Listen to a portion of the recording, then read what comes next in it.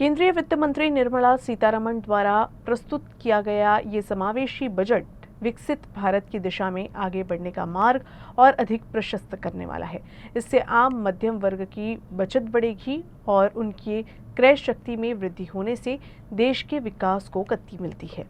140 करोड़ भारतीयों की आशाओं और आकांक्षाओं को पूरा करने वाला ये बजट है, जिसमें सामान्य नागरिक ही विकसित भारत का लक्ष्य आगे बढ़ाएंगे। ऐसा विश्वास भाजपा के महाराष्ट्र प्रदेश अध्यक्ष, राज्य के राजस्व मंत्री, नागपुर और अमरावती जिले के पालक मंत्री चंद्रशेखर बावनकुले ने व्यक्त किया है। वे शुक्रवार को अमरावती में आयोजित पत्रकार परिषद में बोल रहे थे।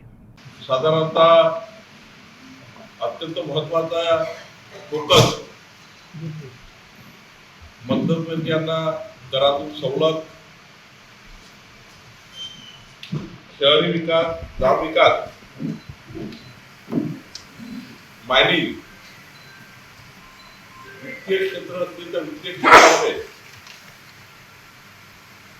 आणि विजेच्या क्षेत्रामध्ये 12 तास जे आपल्याकडे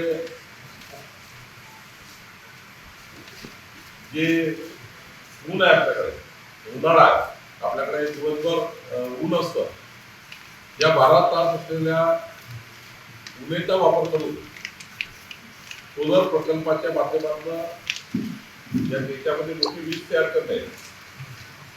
आणि अनेक नियामक व्यवस्था सुधारणा करणे यामध्ये खास करून या विषयावर फोकस करून आणि जी वित्तीय तूट आहे 4.9%, हे वित्तीय तूट 4.4% पर्यंत आणण्याकरता ज्या पद्धतीचा योजनाबद्ध पद्धतीने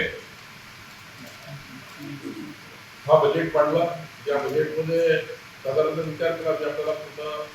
पूर्ण देणार आहे, खरं तर विकासाला गती देणारा, सर्वसमावेशक विकास प्रदान करणारा,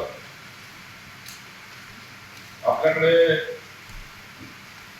सर्व विकसित अर्थव्यवस्थेमध्ये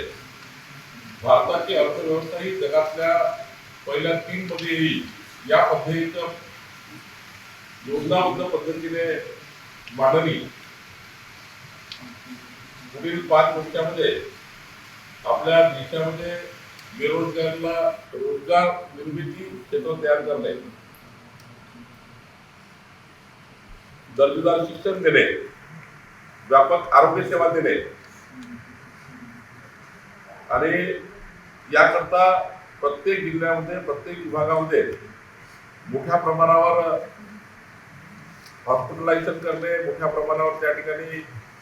एज्युकेशनच्या वेगवेगळ्या संस्था त्या ठिकाणी प्रपोज करणे आणि मध्यम वर्गीयाला बळ देणारा बजेट या ठिकाणी मांडण्यात आलं।